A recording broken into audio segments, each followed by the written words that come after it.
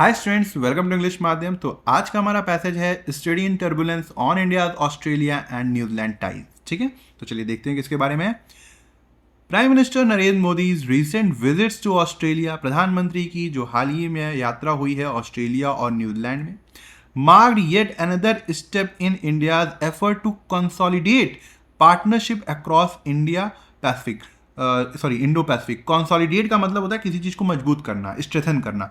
तो कह रहा है कि ये जो यात्रा हुई है प्रधानमंत्री मोदी की ऑस्ट्रेलिया और न्यूजीलैंड में, एक बार फिर से इसने दर्शाया है कि भारत एक एफर्ट कर रहा है, अपनी तरफ से प्रयास डाल रहा है कि ये जो पार्टनरशिप है इंडो पैसिफिक रीजन में वो मजबूत हो सके।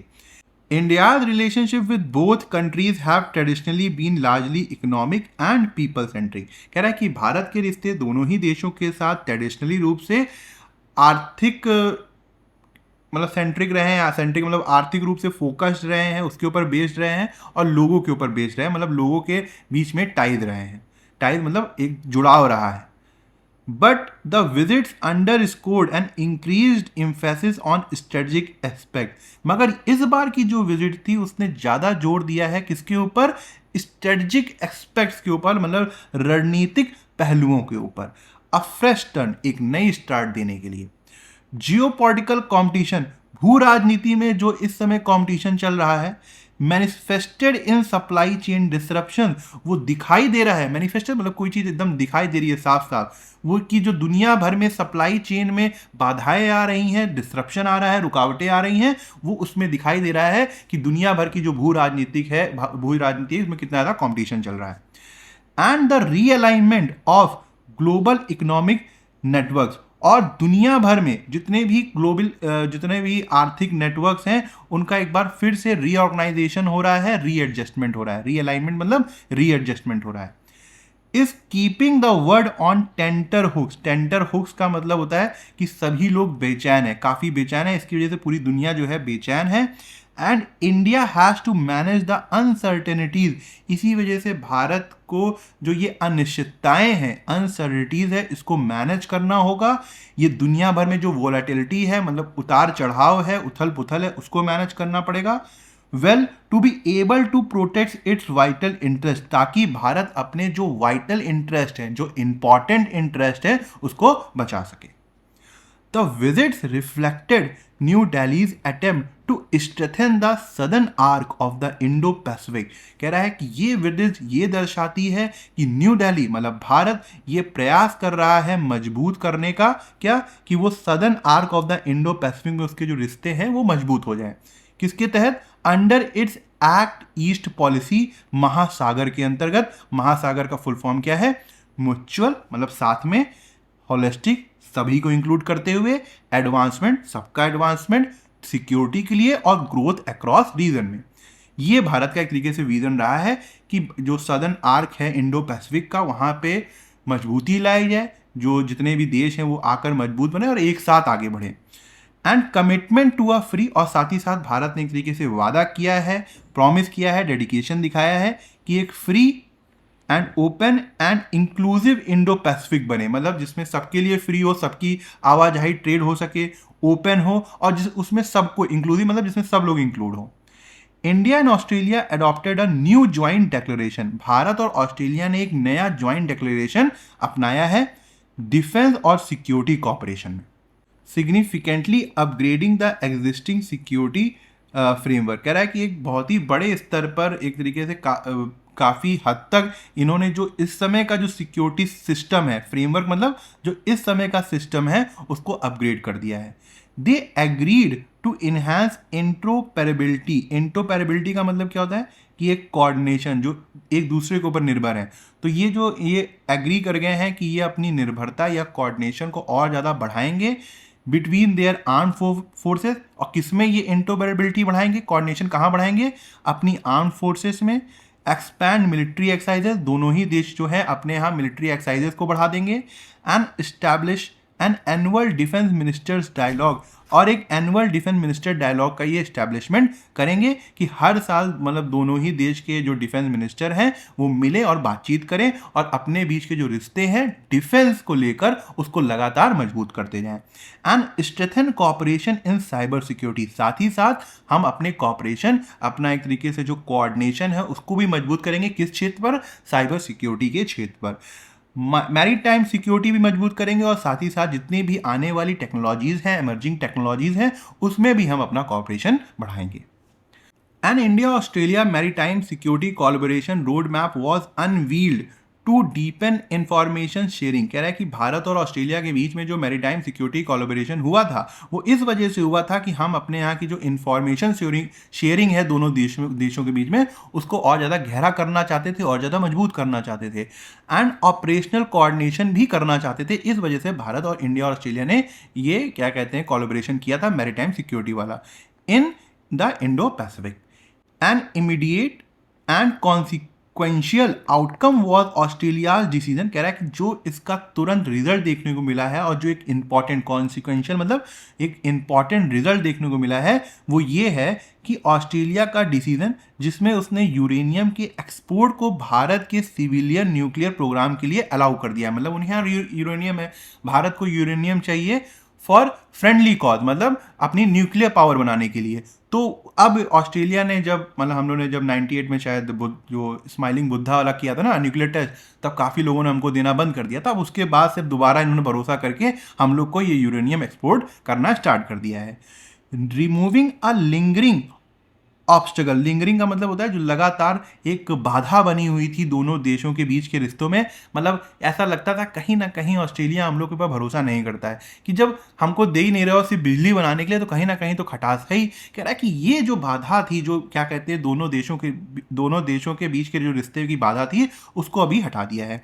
And boosting India's clean energy ambitions, और भारत की जो महत्वाकांक्षा है क्लीन एनर्जी को लेकर उसको भी काफ़ी ज़्यादा बूस्ट किया है।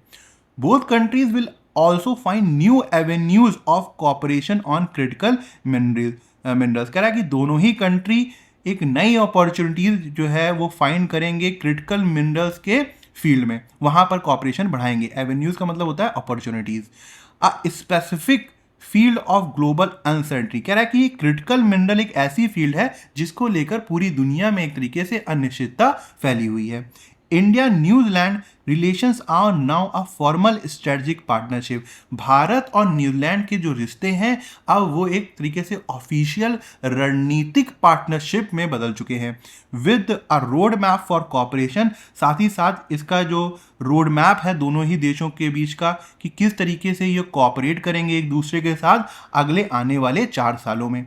की एग्रीमेंट, जो इंपॉर्टेंट एग्रीमेंट्स अनाउंस किए गए हैं by the countries include maritime cooperation, मतलब मैरीटाइम एरिया में ये अपना कॉपरेशन बढ़ाएंगे। कहाँ पर? इन द इंडो पैसिफिक क्षेत्र में। एंड म्यूचुअल लॉजिस्टिक सपोर्ट, एक दूसरे को लॉजिस्टिक सपोर्ट देंगे। लॉजिस्टिक सपोर्ट का मतलब होता है कि जैसे सप्लाई हो गया या फिर जो आपसी साजो सामान होता है उसकी जो सप्लाई है तो उसका जो पूरा एक तरीके से म्यूचुअल लॉजिस्टिक सपोर्ट इन दोनों देशों के बीच में किया जाएगा।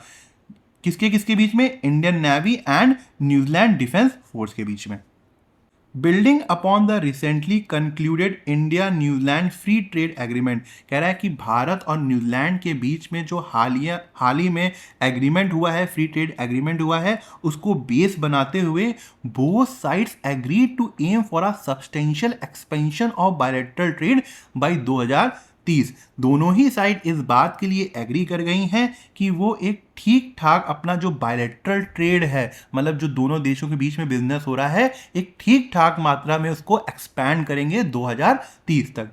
Avenues opportunities for agriculture cooperation के लिए आर ऑल्सो बीइंग एक्सप्लोर्ड, उसके ऊपर भी चर्चा हुई है। India shares with Australia and New Zealand a concern about maintaining stability and predictability in the Indo Pacific, कह रहा है कि भारत की भी वही चिंताएं हैं जो ऑस्ट्रेलिया और न्यूजीलैंड की हैं इंडो पैसिफिक को लेकर, वहाँ पर स्टेबिलिटी रहे और साथ ही साथ स्थिरता रहे। प्रेडिक्टेबिलिटी का मतलब भी स्टेबिलिटी होता है, सर्टेनिटी भी होता है। सप्लाई चेन डाइवर्सिफिकेशन, कह रहा है कि सप्लाई चेन में डाइवर्सिफिकेशन लाना है, मतलब उसको और ज़्यादा ब्रॉड करना है, अलग अलग करना है। ऐसा ना हो कि जो सप्लाई चेन है वो सिर्फ एक ही चैनल या फिर एक ही देश के ऊपर निर्भर रहे। एनर्जी सिक्योरिटी की भी बात करनी है and access to critical minerals, और जो क्रिटिकल मिनरल्स हैं अब जो बहुत ज़्यादा इंपॉर्टेंट है आज की टेक्नोलॉजी के लिए, उसकी वहाँ उसकी भी पहुँच होनी चाहिए हमारे पास। एंड इमर्जिंग टेक्नोलॉजी, जो आज की बढ़ती हुई टेक्नोलॉजीज़ हैं, आर की प्रायोरिटीज़ फॉर इंडिया, वो भारत के लिए सबसे ज़्यादा महत्वपूर्ण है इस समय।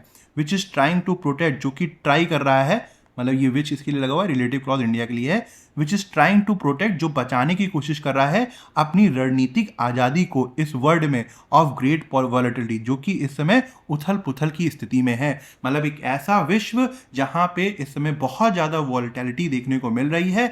भारत अब लगातार प्रयास कर रहा है कि वो अपनी रणनीतिक और जो क्या कहते हैं आर्थिक, दोनों ही ऑटोनॉमी, फ्रीडम को बचा के रखे। The Modi government has been trying to achieve this objective through building a network of partnership। कह रहा है कि मोदी की गवर्नमेंट ये जो ट्राई कर रही है इस ऑब्जेक्टिव को पाने के लिए, किसके जरिए, एक नेटवर्क ऑफ पार्टनरशिप। वो चाहते हैं कि एक पार्टनरशिप का उनका एक ऐसा नेटवर्क बन जाए कि उनको दूसरे देशों के ऊपर, जो स्पेसिफिक देश हैं जैसे यूएस हो गया, ईरान हो गया, इनके ऊपर बहुत ज़्यादा डिपेंडेंट ना रहना पड़े, ताकि बहुत ख़राब स्थिति होने पर भी हमारी जो अर्थव्यवस्था है और जो हमारी स्ट्रेटजिक रणनीतिक आज़ादी है वो लगातार बनी रहे। These visits fit into that pattern, कह रहा है कि ये जो विजिट्स हुई हैं वो उस ऑब्जेक्टिव, उस पैटर्न के लिए एकदम फिट बैठती हैं। India challenge is in keeping itself study in an era of global turmoil. Turmoil का मतलब क्या होता है? कह रहा है कि भारत के पास अपनी ये समस्या है कि वो इस समय जब पूरी दुनिया उथल पुथल है, मतलब टर्मोइल मतलब पूरा हर जगह कन्फ्यूज़न है, डिस्टर्बेंस है, वो अपने आप को इस समय किस तरीके से स्थिर रख पाता है। एंड अनटेंगल्ड, मतलब अपने आप को उलझाता नहीं है, किससे? फ्रॉम राइवलरीज, दुश्मनी से, that can do it no good, जो कि किसी तरीके का फायदा नहीं करेगी। Mister Modi's visit build on this awareness, कह रहा है कि जो मिस्टर मोदी की जो यात्रा थी वो इन्हीं सब बातों के ऊपर बेस्ड थी, और उनको पता था कि किस वजह से उनको ये विजिट करनी चाहिए, या फिर ये विजिट किस वजह से इंपॉर्टेंट है। ठीक है, क्वेश्चन 1 देखो। What might be the author's overall purpose for discussing the strategic upgrades in India's visit to Australia and New Zealand, alongside issue like supply chains and critical minerals? कह रहा है कि क्या उद्देश्य था ऑथर का, जो इसने ये रणनीतिक अपग्रेड जो भारत की विजिट भारत की जो यात्रा हुई है प्रधानमंत्री मोदी की ऑस्ट्रेलिया और न्यूजीलैंड जाने के बाद, और साथ ही साथ वहाँ पे सप्लाई चेन और क्रिटिकल मिनरल की जो समस्या बनी हुई है, इसका जिक्र उसने करके क्या हासिल करा, क्या उसका पर्पस था। Argue that technology based trade interventions will increase the cross profit margin. अब देखो कुछ स्पेसिफिक वर्ड दिख जाए जिसकी कहीं बात ही नहीं हुई है तो तुरंत उस ऑप्शन को हटा दिया करो। ग्रॉस प्रॉफिट मार्जिन की कहीं बात ही नहीं हुई। emphasize how expanding a network of Southern Indo-Pacific Partnership attempts to manage global economic and geopolitical volatility while preserving strategic autonomy। कह रहा है कि इस चीज़ को जोर देने के लिए कि किस तरीके से ये जो network of southern Indo Pacific partnership है उसको बढ़ाने का प्रयास चल रहा है, ताकि दुनिया भर में जो आर्थिक और भू राजनीतिक उथल पुथल चल रही है उस समय भी हम अपनी जो स्ट्रेटजिक ऑटोनॉमी है, जो रणनीतिक स्वतंत्रता है, उसको बचा सकें, प्रिजर्व कर सकें। बिल्कुल सही बात। ठीक है, तो बी हमारा करेक्ट आंसर है। इसमें हमको बताना है कि कौन सा स्टेटमेंट ट्रू है। The information in the passage is helpful to, कह रहा है कि जो इन्फॉर्मेशन पैसेज में दी है वो किस तरीके से मदद करेगी आइडेंटिफाई करने में कि यहाँ भारत की एक तरीके से स्पेसिफिक पॉलिसी विजन है।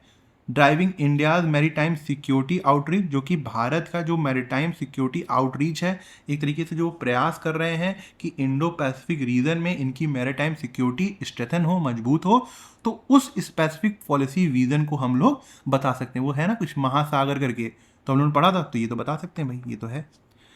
Trace the percentage increase targeted for bilateral trade volume between India and New Zealand by 2030। बिल्कुल गलत है, मुझे याद है। उसमें कहा गया था कि भारत और न्यूजीलैंड के 2030 के बीच में एक तरीके से समझौता ये है कि अपने बायलैटरल ट्रेड को सिग्निफिकेंटली एक्सपैंड करेंगे, काफ़ी हद तक बढ़ाएंगे, मगर कोई किसी तरीके का डेटा नहीं दिया था कितना बढ़ाएंगे, तो ये गलत हो गया। Recognize the specific natural resource import that was unlocked following a shift in Australia's long standing policy toward India. मतलब वो एक स्पेसिफिक जो नेचुरल रिसोर्स भारत के लिए अब ऑस्ट्रेलिया ने अलाउ कर दिया है वो कौन सा है, ये हम बता सकते हैं इस पैसेज को पढ़ के। वो क्या है? यूरेनियम है। तो थर्ड भी हमारा सही हो गया। तो 1 एंड 3 जो है वो करेक्ट आंसर है। Author feel that India must build a network of regional partnership primarily because, author को ये लगता है कि भारत को अपना रीजनल पार्टनरशिप वाला नेटवर्क जो है वो बहुत ही ज़्यादा मजबूत करना चाहिए, क्योंकि unilateral defence treaties are insufficient, कि एक तरफा या यूनिलेटरल डिफेंस ट्रीटीज जो है वो इनसफिशिएंट है to counter intense supply chain diversification, की जो जो सप्लाई चेन जो बहुत ज़्यादा डाइवर्सिफाइड है उनको काउंटर करने के लिए। ऐसा तो कोई मतलब नहीं है।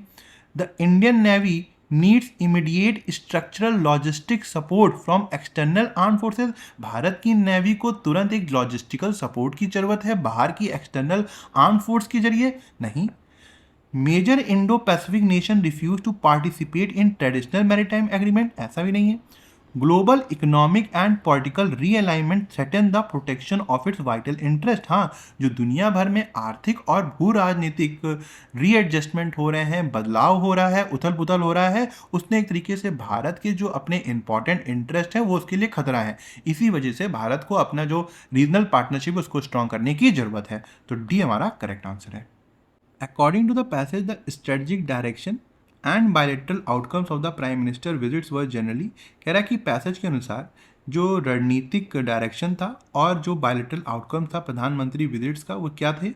कॉम्प्रिहेंसिव थे और बैलेंस ओरिएंटेड थे, मतलब काफ़ी ज़्यादा व्यापक थे, उसमें काफ़ी चीज़ें इंक्लूड थी और वो बैलेंस भी थे। हाँ ये ठीक लग रहा है वैसे।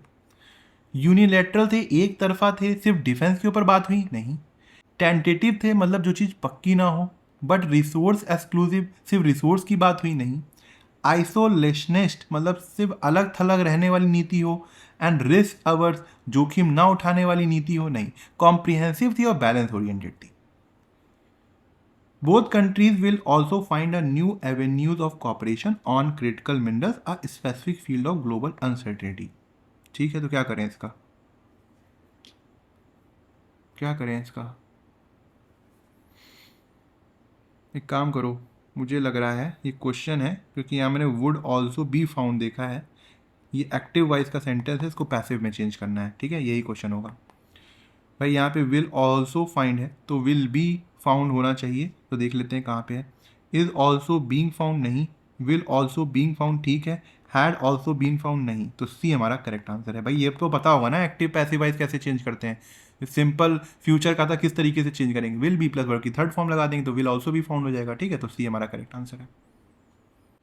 ये आज का क्लोज टेस्ट है, एक बार खुद से ट्राई करो। ठीक है,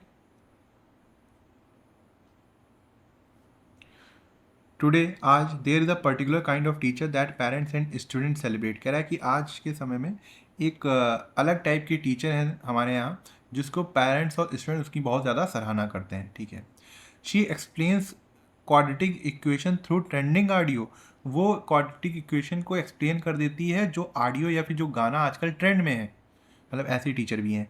he goes live on Instagram, वो इंस्टाग्राम में जाता है लाइव एट 11 एट नाइट, रात के 11 बजे, to give a real talk on board exam, ताकि वो लोगों को रियल बातें बता सके बोर्ड एग्जाम के बारे में। देखो, they reply to student DMs, वो स्टूडेंट्स के डायरेक्ट मैसेज को रिप्लाई करते हैं। Post staff room videos, staff room की जो वीडियोज होती है उसको पोस्ट करते हैं। And caption it all with something like school doesn't have to be boring, और हर चीज़ में कैप्शन देते हैं कि स्कूल बोरिंग नहीं होना चाहिए। द इंटेंट इज वार्म, कह रहे हैं कि इंटेंट जो है उनका इरादा जो है वो फ्रेंडली होने का है, but the consequences are serious, लेकिन जो इसके परिणाम है बहुत ज़्यादा गंभीर है। इन 2026 में being a cool teacher increasingly means being a content creator, कह रहा है कि एक कूल टीचर होना इसका मतलब ये है कि आप एक कंटेंट क्रिएटर हैं। That shift from educator to influencer is quietly dismantling a crucial structure in child life, कह रहा है कि ये जो परिवर्तन या शिफ्ट आ रहा है कि जो एजुकेटर है अब इन्फ्लुएंसर बनते जा रहे हैं, उससे जो बच्चे की जो लाइफ में कुछ इंपॉर्टेंट स्ट्रक्चर है वो डिसमेंटल हो रहा है, मतलब वो बिखर रहे हैं। वो क्या है? The boundary between adult and child, मतलब जो एक बाउंड्री होती थी एक टीचर और बच्चे के बीच में, अब वो खत्म होती जा रही है। अगर एक टीचर एक इन्फ्लुएंसर की तरह काम करने लग जाएगा, तो उसका जो एक तरीके से हमारे यहाँ ट्रेडिशनली एक तरीके से हिस्टोरिकली भी हम आदर करते थे अपने टीचरों का, उनकी सम्मान करते थे, और पहले चले जाए तो पैर तक छूते थे। तो कह रहा है कि वो जो शिफ्ट ये जो आया है, इससे ये पूरा स्ट्रक्चर जो है वो डिसमेंटल हो गया है। The legal architecture around teacher student and student relationship is not accidental. कह रहा है कि जो एक तरीके से पहले सिस्टम था टीचर और स्टूडेंट के बीच के रिलेशनशिप के लिए, वो कोई ऐसा नहीं था कि बिना सोचे समझे बना दिया गया था। मतलब जो कानून थे पुराने, ऐसा नहीं था बिना सोचे समझे बना दिए गए थे। The Protection of Children from Sexual Offences POSCO Act 2012 dash specific statutory duties on teachers। कह रहा है कि जो पॉस्को एक्ट 2012 है, एक तरीके की ड्यूटी जो है वो टीचर्स के ऊपर निर्धारित करता है। लोको पेरेंटिस, मतलब जो पेरेंट की जगह लेना, मतलब जो टीचर होते हैं वो एक तरीके से पेरेंट की जगह ले लेते हैं। Dash a judicially recognise duty of care, एक तरीके से कानूनी रूप में इसको माना गया है कि ये ड्यूटी ऑफ केयर है। The juvenile justice act 2015 imposes the general duties on person in charge dash a child. कह रहा है कि जो जुवेनाइल जस्टिस एक्ट है 2015 का, उसने भी जनरल ड्यूटी जो है वो इम्पोज करी है उस व्यक्ति के ऊपर जिसके पास उस बच्चे की जिम्मेदारी हो, which can extend to teachers. और यही एक्ट जो है वो टीचर्स के ऊपर भी लागू हो जाता है कुछ सर्कमस्टांसिस में, कुछ परिस्थितियों में, but doesn't target them as a direct category. लेकिन ये जो एक्ट है वो टीचरों के लिए अलग से किसी तरीके की उसने कैटेगरी नहीं बना रखी है। जब कभी कभार सर्कमस्टांसेस ऐसे होते हैं तो ये एक्ट उनके ऊपर भी लागू होता है।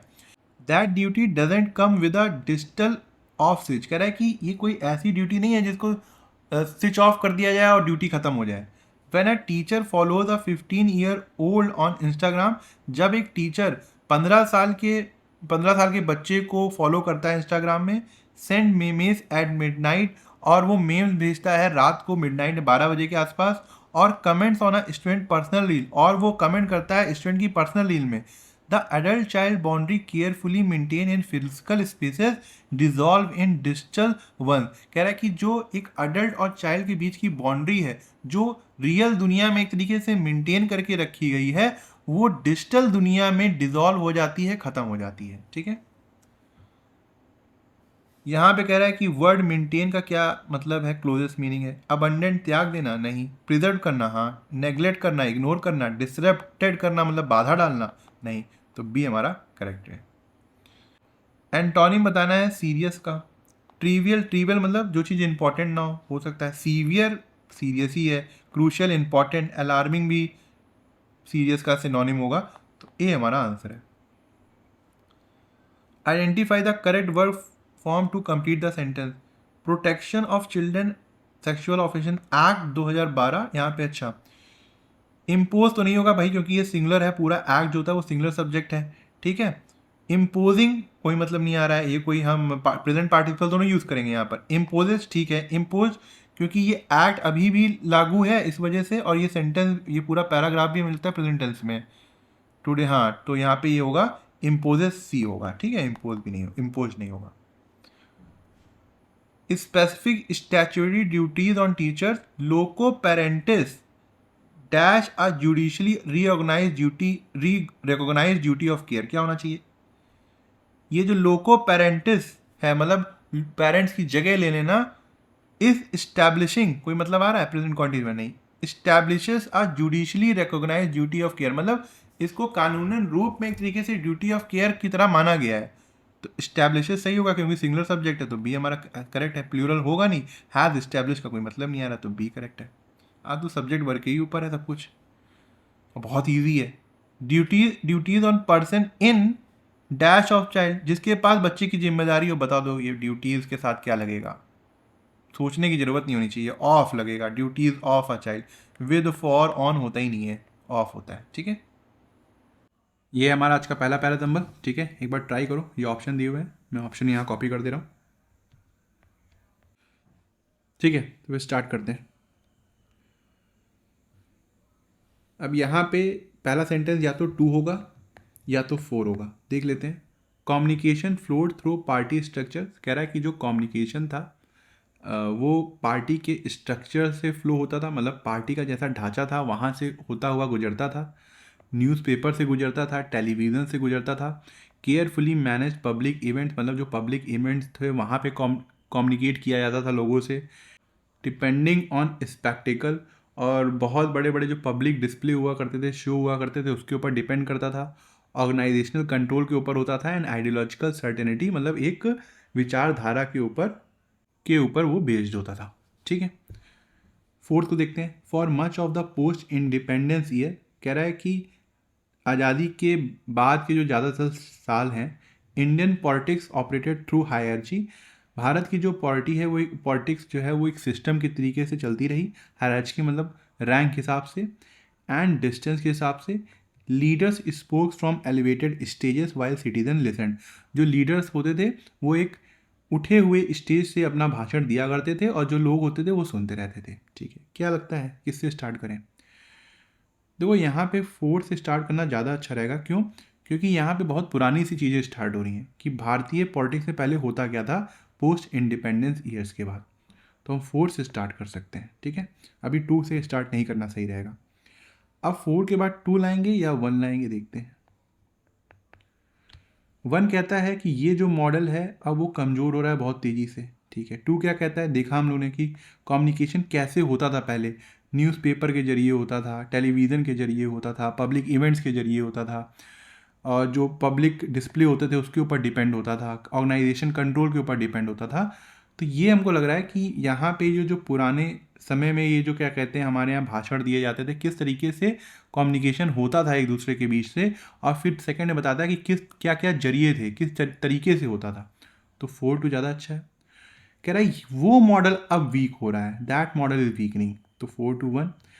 और कह रहा है आज का जो युवा है, today's youth inhibit are radically different political landscape, मतलब वो आज की जो राजनीति है एक बहुत ही अलग इन्वायरमेंट में रहता है, एक बहुत ही अलग राजनीतिक समय में रहता है।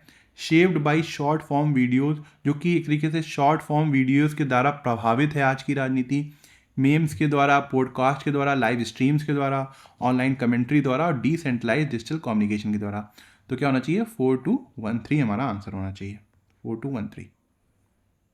ठीक है, अब इसको करने की कोशिश करो। या तो पहला सेंटेंस हमारा डी होगा, डी में देखो हाउएवर लगा हुआ है, now political communication appears to have cross the line, तो ये तो होगा नहीं। बी कह रहा है political rivalry has always been noisy in Telangana. ठीक है, इसको बाद में देखते हैं, ये बी हो सकता है। ए को देख लेते हैं। शार्प क्रिटिसिज्म, सरकार, ideological clashes were intrinsic in its किसके लिए लगा हुआ है ये इट्स, तो ये भी नहीं हो सकता। तो इसका मतलब पहला सेंटेंस हमारा बी होना चाहिए बिना पढ़े। Political rivalry has always been noisy in Telangana, कह रहा है कि जो पॉलिटिकल दुश्मनी है वो हमेशा से ही तेलंगाना में रही है, जब वो आंध्र प्रदेश का पार्ट था तब से। ठीक है, उसके बाद क्या होना चाहिए? डी या फिर ए। हाउएवर, हालांकि नाउ पॉलिटिकल कम्युनिकेशन जो है appears to have cross the line, कि जो अब का पॉलिटिकल कम्युनिकेशन है उसने एक तरीके से सारी सीमाएं तोड़ दी हैं। ये कह रहा है कि बहुत ज़्यादा शार्प क्रिटिसिज्म होता था, सरकाज़्म होता था, आइडियोलॉजिकल क्लैशेस मतलब विचारधाराओं के टकराव हुआ करते थे, और वहाँ की राजनीति के ये एक नेचुरल इंट्रेंसिक पार्ट थे। तो ये समझ सही लग रहा है कि बी के बाद कि वहाँ की राजनीति में होता क्या था, क्रिटिसिज्म होता था, सरकाज़्म होते थे, आइडियोलॉजिकल क्लैशेस होते थे। तो बी ए के साथ ज़्यादा सही रहेगा। उसके बाद कह रहा है कि अब जो पॉलिटिकल कम्युनिकेशन है उसने तो सारी हदें पार कर दी हैं। ठीक है, क्या पार कर दी है? अब आर्गूमेंट की जगह एब्यूज़ ने जगह ले ली है। जो पॉलिसी डिबेट होती थी, नीतियों के ऊपर डिबेट होती थी, अब उसके ऊपर पर्सनल अटैक होने लग गए हैं। सोशल मीडिया वायरलिटी जो है हैज़ बिकम मोर वैल्यूबल, ज़्यादा इंपॉर्टेंट हो गई है पॉलिटिकल सब्सटेंस से, मतलब पॉलिटिकल कामों से ज़्यादा इंपॉर्टेंट क्या रह गया अब कि आप कितने ज़्यादा सोशल मीडिया में वायरल हैं। तो बी ए डी सी। ठीक है, तो आंसर क्या होगा हमारा? सी। तो ठीक है, आज का लेक्चर यहीं ख़त्म करते हैं। आई होप आपको कुछ सीखने को मिला होगा, और आप कमेंट सेक्शन में ज़रूर बताइएगा कि आपको आज का लेक्चर कैसा लगा और आपको क्या सीखने को मिला। अगर आप मुझसे इंग्लिश ग्रामर पढ़ना चाहते हैं तो आप हमारा ऐप इंग्लिश माध्यम प्ले स्टोर से डाउनलोड कर सकते हैं। ऐप ओपन करते ही आपके सामने होम स्क्रीन आएगी, वहाँ पे आपको 5 ऑप्शन मिलेंगे: मेन, लाइब्रेरी, फीड, लेक्चर, पास। लेक्चर में क्लिक करते ही आपके सामने दो वर्जन आएंगे, फ्री और पेड। पेड में क्लिक करते ही आपके सामने इंग्लिश ग्रामर का एक सेक्शन आएगा जहां पे मैंने इंग्लिश एसएससी के लिए बहुत ही डिटेल में बताया हुआ है और बहुत ही सिंपल लैंग्वेज में बताया है, जो कि आपकी कॉन्सेप्ट्स को और अच्छा करेगा और आपको अच्छे मार्क्स लाने में हेल्प करेगा। तब तक के लिए प्रैक्टिस करते रहिए। Thank you so much for watching this video.